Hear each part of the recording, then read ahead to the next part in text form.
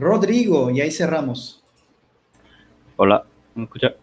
Hola Rodrigo, ¿todo bien? Sí, Ahí correcto. está, ahí Warley. te veo. Contame un poquito de tu situación, tu historia y cómo te ayudo. Sí, bueno, ahí le agradezco también por darme un tiempito para una duda que yo tengo. Le comento, soy de Perú, trabajando actualmente aquí en un ISP y estoy viendo al menos la parte de configuraciones, pues. Eh, Nuestra estructura aquí es GPON. Tenemos alrededor de, digamos, 1.500 clientes por ahí con planes domiciliarios. Tenemos también ya aventándonos al lado de brindar internet dedicado. Entonces estamos ahí, ¿no? Con todo el conocimiento que de repente he adquirido por ahí en algunos cursos, algunas ayudaditas por ahí por YouTube también que hay. Entonces, ahí le comento, tenemos actualmente dos servicios de Internet de parte de Sirion Technologies. Tenemos uno que es el de IP Transit. Luego tenemos otra conexión hacia el punto de intercambio de tráfico, que es el PIB de acá, Perú y X. Entonces, estamos haciendo un enrutamiento dinámico con BGP, porque también tenemos un ASN también, de parte de nosotros, al menos IP4, tenemos un prefijo 24, estamos trabajando ahí. Okay. Entonces, el tema viene, la duda que tengo es, al momento de transportar la IP pública hacia lo dedicado, ¿no? Porque hay que brindarle al menos una IP pública, dos, dependiendo del ancho de banda. Actualmente yo lo estoy haciendo por enrutamiento estático, no estoy creando una regla por cada cliente, digamos. Entonces la pregunta que yo tengo es, ¿cuál enrutamiento dinámico sería lo adecuado aquí, de repente en BGP o OSPF, para transportar esas IPs públicas hacia los clientes dedicados? Ok, ok. Mientras voy explicando tu pregunta para que todos acá entendamos la respuesta, ya de paso me vas confirmando si yo entendí bien, ¿ok? Comparto acá la pantalla y hoy está llenando acá, está llenando los dibujitos. Y todos ven, ¿no es cierto?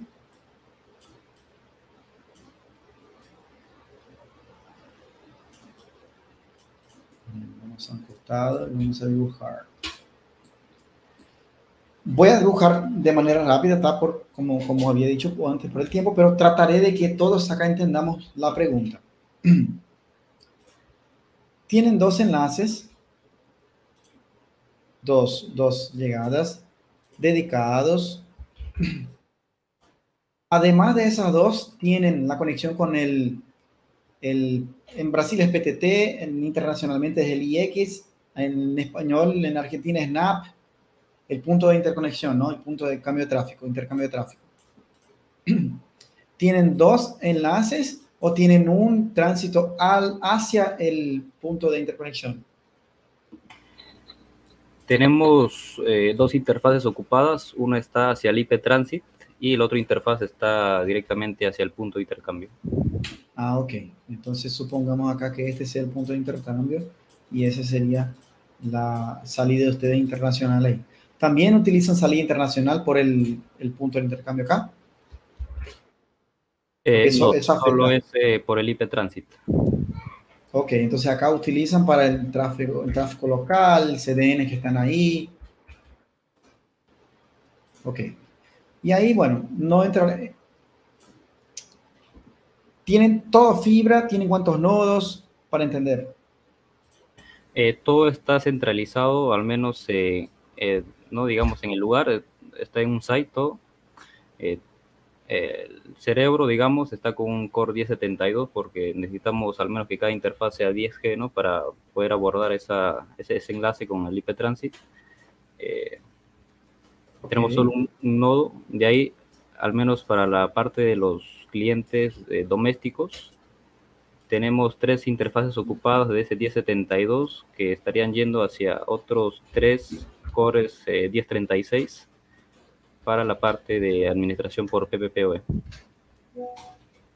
Ok, entonces, a ver si entendí acá. Tenés la 1072 de borde, ahí está el BGP, la interconexión, y tenés otros tres en donde tenés ahí el control de los clientes. Serían como si fueran los concentradores. Y ahí tienen separados lo que es dedicado y lo que no. Ahí va el tema. Tenemos otro interfaz solamente para los dedicados que está yendo hacia un switch y de ahí brindamos por VLAN la conexión hacia cada dedicado. Ok. Y ahí entonces, además de eso, tenemos acá un switch en donde pasan los dedicados. Opa.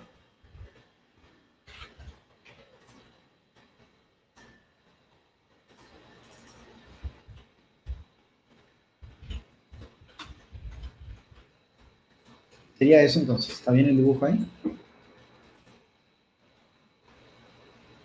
¿Está correcto ahí el dibujo? Sí, correcto, tal cual. Dale. Actualmente, tenés acá, supongamos, cliente, un nuevo cliente. Vamos a crear un rango de IPs propio de ustedes, ficticio acá, 200.1.1.0/24, por ejemplo. Ahí tenés otro /24, número 2, por ejemplo, otro que es el 0. ¿Tienen un /22 o 23 o cómo es? Yo tenía un /23 y un /24. No me dieron un /22. ¿Cómo tienen De ustedes? momento estamos trabajando con un prefijo 24. Uno de 24. Ok, entonces dejo acá. 201C /24. Ese es el prefijo de ustedes. Y ahí estas IPs, cuando tenés un cliente dedicado, tenés que entregarle mínimo una IP pública de ustedes. Y la cuestión es, sí lo entregan, pero el enrutamiento entre estos equipos acá lo hacen, perdón, entre esos equipos no, acá es un switch. Entre esos equipos acá hacen de forma estática. Pero, ¿por qué me dijiste del enrutamiento entre la CCR y los dedicados si hay solamente un switch en el medio? ¿O hay más, hay algún enrutador ahí que yo no estoy conociendo? ¿O me decís solo de ese apuntamiento, de este a este nada más? Claro, me refiero desde 1072 hasta el MikroTik del dedicado. Ok, perfecto entonces. Más simple entonces. Pero la pregunta es, ahora sí, la pregunta es, ya teniendo BGP, porque ya lo tienen acá, utilizamos BGP adentro para hacer el enrutamiento dinámico acá adentro, o si no utilizamos BGP, ¿qué recomiendo yo que utilicen? Es este el punto exacto en la pregunta. ¿Usted está consultando si ya utilizo BGP en la red interna? No, estoy preguntando si la pregunta es esa, si yo entendí bien la pregunta. Ustedes tienen BGP externo, pero tu duda es, ¿utilizamos BGP? Si yo recomiendo que utilicen BGP acá también, o si yo no recomiendo BGP, ¿qué otras cosas podrían utilizar para tener el enrutamiento dinámico? Esa es la duda. Ya, sí, correcto, sí, el tema del enrutamiento Ok, dinámico hacia la red interna. ok. Mi recomendación es tener el BGP afuera, que es su lugar, eBGP, que es el BGP con los peers normalmente que tenés con tu punto de interconexión y tenés con el IP transit que tenés ahí para llegar a tus salidas internacionales. Mi recomendación es esa, utilizar eBGP acá afuera. Lo corro un poquito ahora acá. Hay eBGP acá afuera y BGP acá adentro, porque acá tenés una conexión acá y una conexión acá. Por más que tengas un /24, me imagino que anuncias esas dos rutas /24 iguales por los dos lados. Anuncias acá y anuncias acá, porque si no, ¿cómo tendrías los clientes entrando por acá, ¿no es cierto? Sí, tenemos una instancia que es la IP WAN que nos brindó el IP Transit y los peers no están anunciando ahí nuestras IPs públicas. Ok, de los dos lados. Sí. Acá adentro yo lo conectaría con IBGP, puede ser incluso que ya esté así, pero en caso que no esté, estas. Ah, no, para. Esto acá está en el mismo equipo. Perdón, olvidar lo que dije. Olvidar. Están acostumbrados con nuestra red, que era ya que... Olvidar. Ahí ya, si está en el mismo equipo, él tiene conocimiento de cuando deja de anunciar. Perdón. Solo salteamos ese paso. eBGP ya lo tienen. Mi recomendación es que no utilicen iBGP para el enrutamiento dinámico de la red interna. iBGP acá no. iBGP es el BGP interno, ¿cierto? Interno Board Gateway Protocol. Pero el iBGP es recomendado y utilizado principalmente para hacer ese tipo de conexiones acá internamente en tu red. Ejemplo, si agregas otro nodo de borde y en este nodo tenés una otra llegada. ¿Y ahí cómo haces? Tenés ese bloque acá anunciando acá y no tenés otro bloque. Tendrías que anunciar acá. ¿Cierto? Entonces, si estás anunciando en los dos lugares, eso significa que desde el mundo estás avisando que acá hay IPs y que acá hay IPs. Entonces, desde el mundo podrían venir por cualquier lado. Puede ser otra ciudad, puede ni siquiera haber conexión acá, pero generalmente tendría, ¿no? Nos suponemos que es así. Entonces, anuncias las mismas IPs por los dos lados. Pero, ¿qué pasaría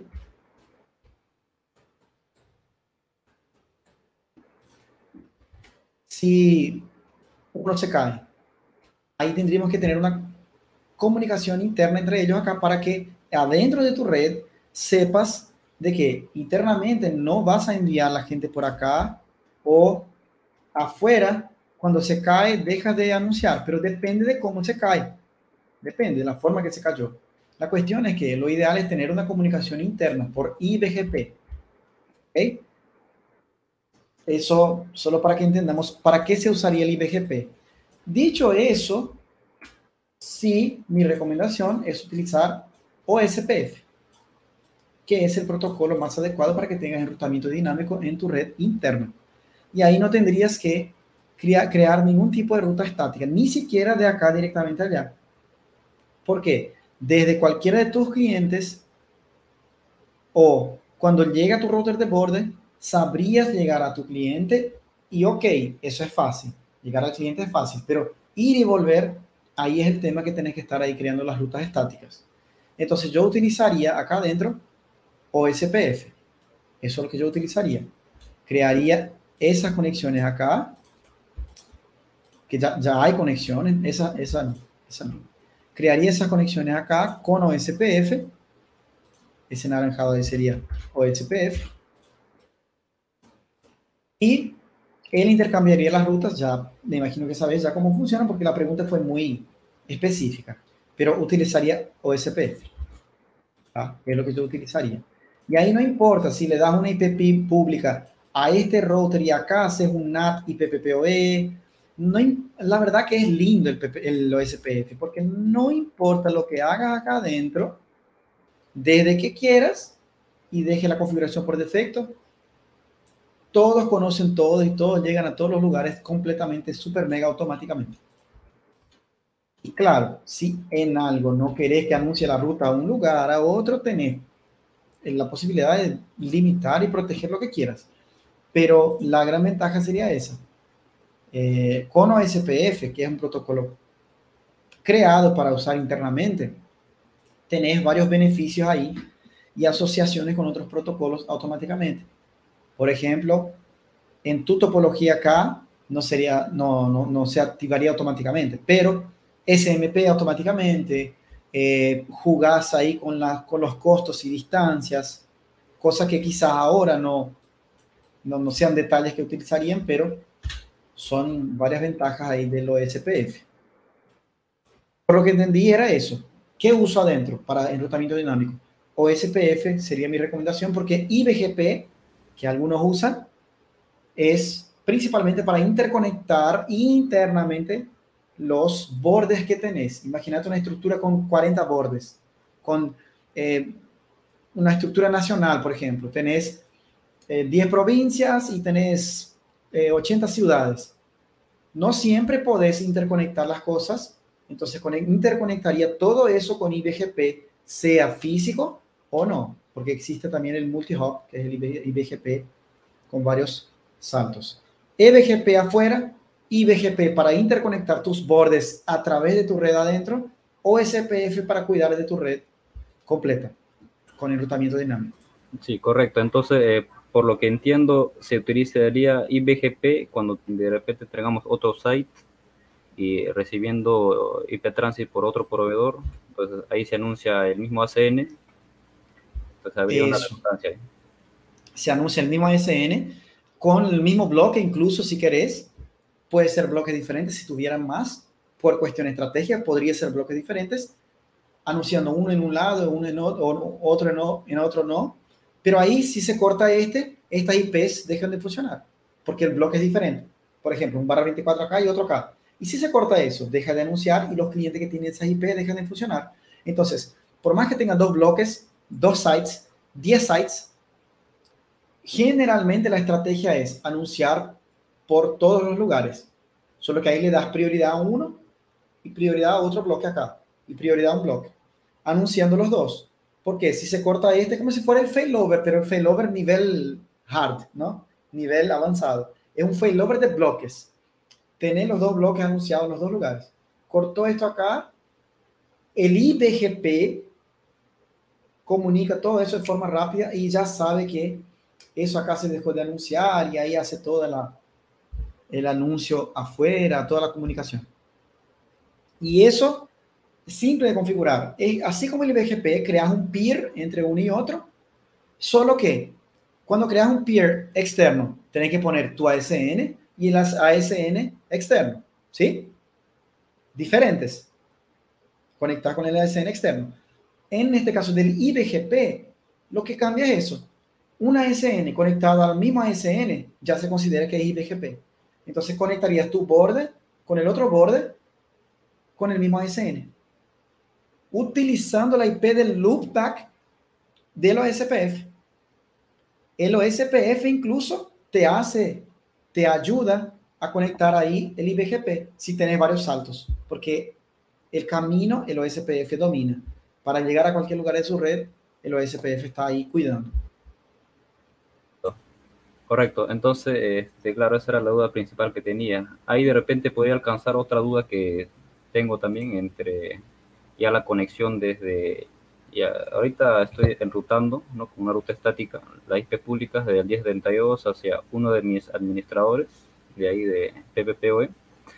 El caso viene, de repente, si me puede recomendar alguna forma de hacer el NAT de una manera eficiente, porque estoy pasando ahorita al menos, por ejemplo, un barra 26 hacia un administrador, que son alrededor de 64 IPs. Entonces, la manera de aplicar mejor ese NAT, de repente puede ser con un source NAT, un SAME, o de repente un source NAT con clasificador de conexiones, de repente, ¿cuál sería una mejor forma de aplicar ese NAT con esa cantidad de IPs públicas? Ok. Contesto esa rápidamente y ahí vamos.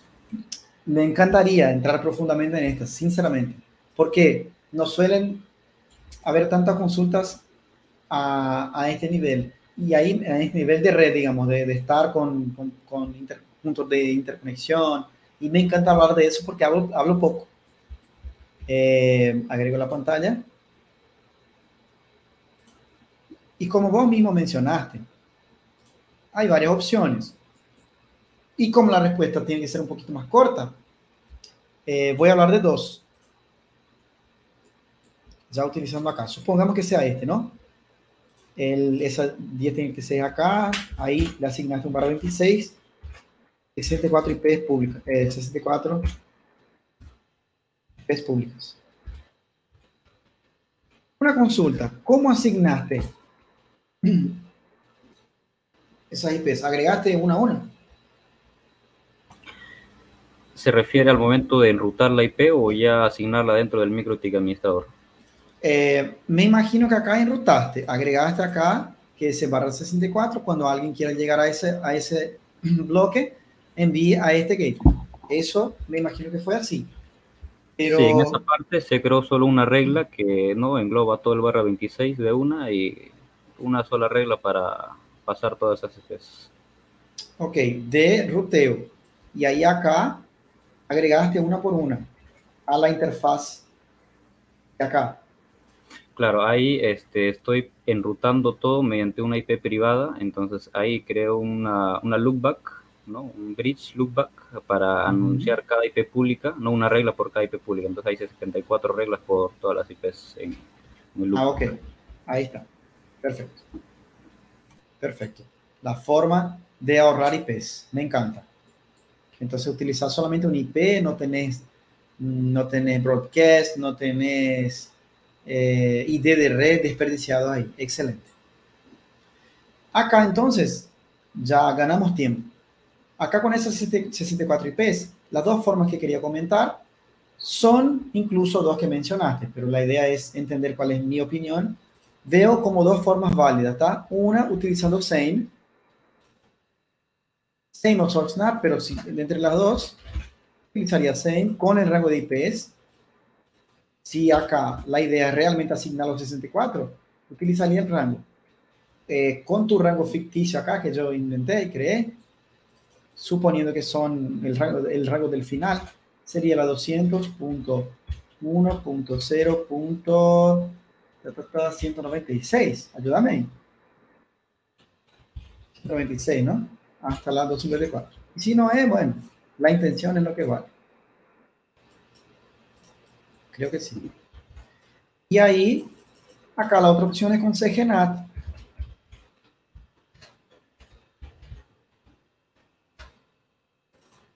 Y ahí utilizaríamos otro rango de IP, ¿no? Y, por así decirlo, desperdiciarías, a ver,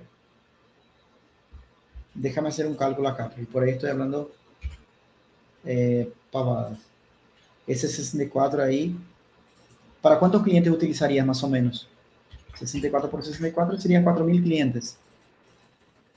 Entonces, utilizar CGNAT ahora no utilizaría porque desperdiciarías ahí tus IPs. O no es que desperdiciaría, pero tendrías pocos clientes por IP. Por tener todo el trabajo de guardar los puertos y todo lo demás. A ver, ¿qué te puedo decir? La idea es utilizar ese barra 26 para los 1.500 clientes actualmente. En realidad los 1500 clientes están divididos en cada 1036 que tenemos. Entonces, digamos que en un nodo hay alrededor de 650 clientes o 700 más o menos. Ok, ahí serían 650 clientes dividido por 64 IPs. 10 clientes por IP. Muy poco, pero pensando ya en seguir creciendo, sí, creo que ya valdría la pena. Sane o CGNAT, los dos en mi opinión funcionarían muy bien, muy bien. La diferencia entre los dos, en tu caso, Sane, en cuestión de, digamos, rendimiento,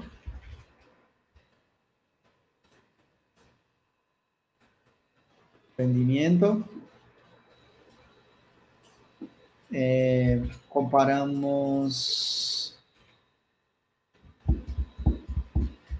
seguridad. Sí, no vamos a entrar mucho porque si no me voy acá. Tengo un pequeño compromiso ahora, ya pasó en realidad, pero acá la cuestión es, en rendimiento, en mi opinión,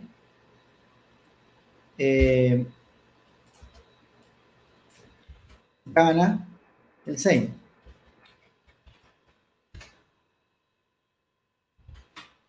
No, voy a marcar acá de qué lado yo me iría. Ahí. Listo. ¿Gana en qué sentido? De rendimiento del enrutador, ¿sí? Procesamiento y toda la utilización del equipo y, por consecuencia, rendimiento también hay en los paquetes. Por más que la CCR sea una máquina, ganaría acá un poco de este lado. Acá tendrías la seguridad porque el CGNAT se separa a los clientes por rangos de puertos. Entonces, aproximadamente 1000 puertos por cliente. Pero eso queda como que grabado en el cliente. Entonces, tener ese historial de los clientes, por más que sea NAT, por más que sea compartido, solamente el cliente puede usar sus 1000 puertos. Ahí se crean reglas ahí en el NAT que asignan a una IP pública a cada cliente 1000 puertos. Entonces ese cliente siempre va a salir con el puerto de origen entre el 1000 y el 1999, por ejemplo. Suponiendo que esa IP es la 200.1.0.200, esta IP 200 estaría compartida entre esos clientes. Pero aunque tenga NAT acá y estuviera compartida, sabrías que el cliente A, supongamos acá Warley, el nombre del cliente, el otro cliente Juan. Warley nunca utilizaría un puerto que no sea entre el 1000 y 1999, como ejemplo. Nunca utilizaría. Entonces, todas las conexiones que se realizaron con la IP 200 y el puerto 1999, entonces es de Warley. Pero ¿cuál sería la IP privada de Warley? También hay un rango de IPs para CGNAT que empieza acá en 100. Uy, me olvidé ahora acá, déjame ver. Pues dejé de compartir sin querer. ¿Será que comparto de nuevo? Así lo vemos juntos. Ahí, pues sin querer queriendo. Ahí, rango IP CGNAT. Me olvidé ahora porque hace rato que no uso. Acá me está. 164/10. No está compartiendo pantalla, parece. Ah, menos mal que fue rápido. Ahí. Ese es el rango acá. 164/10. Entonces, ese rango de IPs, y lo puedes dividir ahí entre todos tus clientes y mirar la cantidad de IPs que hay. Pero ese rango de IP sería la IP privada. Por ejemplo, la 1. Acá. Rango de IP de CGNAT. Esa sería la IP pública acá. Una de las IPs públicas acá. Y de este rango de CGNAT tendríamos acá las IPs. La IP de Warley, la 1.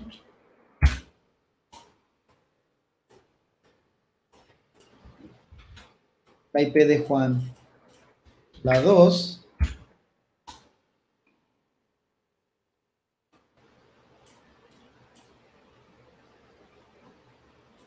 Estoy tratando de dejar ordenado acá. No me juzguen. Ahí. Así. Y esta IP es la que viene acá, siendo uno de los IP de NAT de esta acá. Tendría 64. Esa es una de ellas. La IP.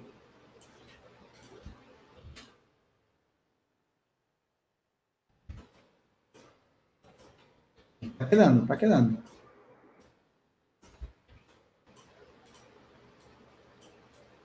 La IP pública es esta. Saldría en estos puertos. Y la IP privada nuestra sería esta. Así. Y acá tendríamos un NAT.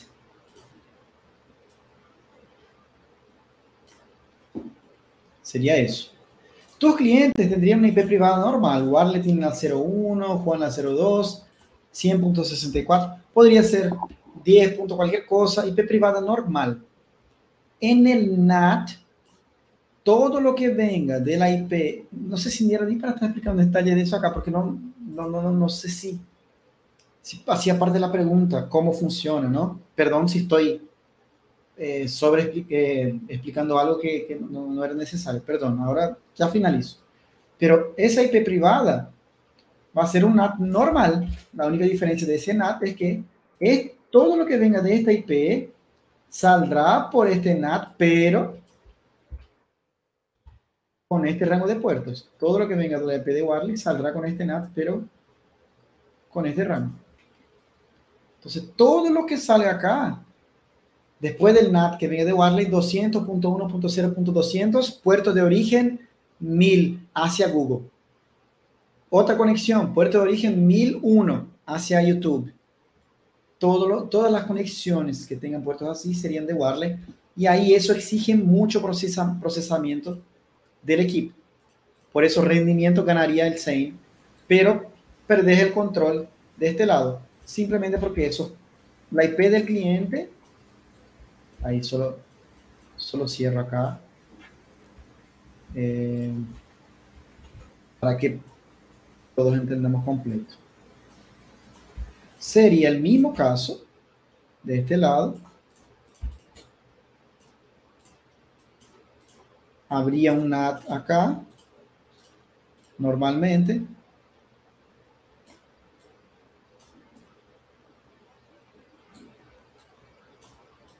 Pero esos puertos estarían ahí aleatorios. Del 1000, lo estoy redondeando porque es solo para entender el concepto. De 1000 a 65.000. Sería completamente aleatorio ahí esos puertos y no tendría un control de cuál cliente está usando cuál puerto. Saldría así. Sería, después del NAT saldría así. Todos los clientes con cualquier puerto y perdería ese control. En todo caso, el tema de CGNAT podría aplicarse a gran escala, ¿no? Porque creo que exige un prefijo /10 en la red privada. Sí, en gran escala acá. Y si no usas este rango, también podría utilizar el 10 acá de este lado, ¿sí? La gran escala no es la principal ventaja, porque tenés un rango mucho más grande acá en caso que quieras usar con IPs privadas normales. El GNAT es recomendado por estar en la RFC, suponiendo que esa IP, ninguna de esas IP se usa en la red interna, queriendo definir un estándar, se usó ese rango 100. ¿Por qué? Si mi red es gigante, tengo los equipos con IP 10, 172, 198, tengo que cambiar mi red completa para poder, ahí complica. Entonces ya se separó un rango de IPs específico para clientes para aplicar con CGNAT, para que sea más ordenado, que se tenga el estándar. Pero eso ya es una opinión mía por lo que vi del escenario, ¿no? No es principalmente por la escala, no es por la escala. Es por tener un estándar, por separar un bloque para clientes privado. Eso acá es privado, 100.64 es privado. 10 tiene más IP que el 100.64. Pero para si vas a usar CGNAT, para tener el control de los clientes, ahí utilizas el bloque de CGNAT para seguir el estándar y para tener más organizado también tu red. No hace falta tocar nada a tu red, cambiar ninguna IP privada, porque el bloque es único para clientes. Entonces, ¿qué recomiendo? Los dos. Ahí podrías balancear ahí. Si la escala de ustedes ya piensan a, no sé, o si ya están con algunas campañas de marketing, estrategia de escalar y de expandir no solamente la construcción de la red, pero también las ventas, CGNAT. Sí, correcto. Entonces, claro, esa era la duda principal, digamos. Tendría otra duda más, pero claro, no quiero robarle más de su tiempo y muy agradecido, la verdad, por este espacio que nos ha dado a todos también. Dale, Rodrigo, excelente. Tenemos siempre estos episodios, así que cuando quieras y puedas, acá estamos para ayudar y contestar. Muy probable de acá en abril ya, en abril empezaremos ya con los contenidos largos frecuentes. Probablemente serán 2 por semana, ¿tá?